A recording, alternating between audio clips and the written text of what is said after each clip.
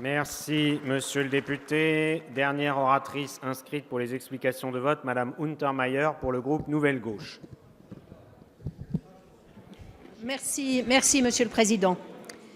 Comme je l'avais dit pour la loi ordinaire, nous sommes entrés en conviction dans l'examen de ces deux textes et dans ce texte de la loi organique. Pourquoi? Parce qu'il s'inscrit dans la poursuite de ce que nous avons voulu entreprendre fortement dès 2012, construire des fondations sur lesquelles la confiance pouvait être retrouvée. Et je citerai quand même très rapidement, parce que cela était une réforme majeure, la mise en place d'une haute autorité de la transparence de la vie publique. Et nous avons eu ensuite les lois de 2015, Sapin II, avec la définition du représentant d'intérêt, et 2016, la déontologie dans la fonction publique, en allant jusqu'aux magistrats. Donc nous avons fait un gros travail et nous considérons que le texte que vous nous avez proposé s'inscrit dans ce cheminement qui, bien sûr, ne va pas suffire pour rétablir la confiance, mais qui exige et oblige les députés à une discipline qui s'impose à nous tous. Alors, je pense qu'il faut bien sûr aller au-delà, développer une culture de la déontologie, je l'avais dit précédemment, je pense que c'est important et ce texte y participe à sa façon. Il faut aller plus loin dans la transparence, parce que la transparence, c'est la transparence de la décision publique, c'est l'impartialité et c'est la proximité, et enfin éliminer les abus possibles.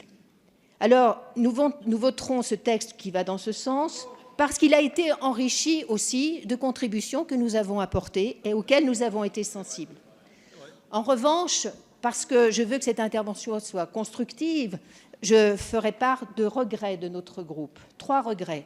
Le premier, nous savons que ça n'est pas facile, mais nous avons quand même ces 3 regrets. Le premier, sans doute que les engagements d'Emmanuel Macron en campagne présidentielle ne sont pas tenus totalement. Alors vous allez me faire valoir le problème constitutionnel. Pour autant, nous considérons que nous aurions dû inscrire, comme nous l'avions fait en commission des lois, lors de la première séance, le texte voulu par le président de la République, à savoir l'interdiction de se présenter une candidature avec un extrait de casier judiciaire B2 non vierge. Voilà. Je pense qu'il fallait le faire. On est en deçà de ce qu'il fallait. Nous avons devant nous un projet de loi de révision constitutionnelle. Il faudra revenir sur cette question parce que c'est ce qu'attendent les citoyens de cet engagement. Le second, c'est sur le Conseil. Alors c'est vrai qu'il avait été dit dans la campagne présidentielle, parce qu'il faut dire les choses, c'est comme ça que la confiance reviendra. Il avait été dit qu'il y avait incompatibilité totale entre l'activité de Conseil et le mandat. Et nous avons un article 5 qui essaye d'améliorer les dispositifs, mais qui ne va pas au caractère total de cette incompatibilité. Et je pense que la notion de temporalité qu'il introduit n'est pas satisfaisante. Je pense que cet article est même inintelligible et ne satisfait donc pas aux exigences de la loi. Ensuite, je considère que c'est dans cette loi que l'on aurait dû approcher la définition d'une activité de conseil, parce que quand on dit conseil, très franchement, on ne sait pas bien de quoi on parle. Et je pense que c'est parce qu'on ne savait pas bien de quoi on parlait que nous avons eu tant de difficultés à travailler et à avancer sur cet article 5. Enfin, je dirais que nous avons également un regret qui n'est pas dans cette loi, mais qui y participe, c'est l'abandon de la notion de conflit d'intérêts telle que nous l'avions définie et travaillée dans la loi de 2013. Nous ne voyons pas pourquoi le parlementaire devrait s'exempter d'un conflit d'intérêts public-public, comme si lui seul ne savait pas trouver l'intérêt supérieur d'un intérêt public par rapport à un autre intérêt public. Donc nous regrettons cela. Nous regrettons aussi que la Banque de la démocratie, dont nous poursuivons les objectifs comme vous-même, soit insuffisamment expliquée dans le texte. Le Conseil constitutionnel examinera cela.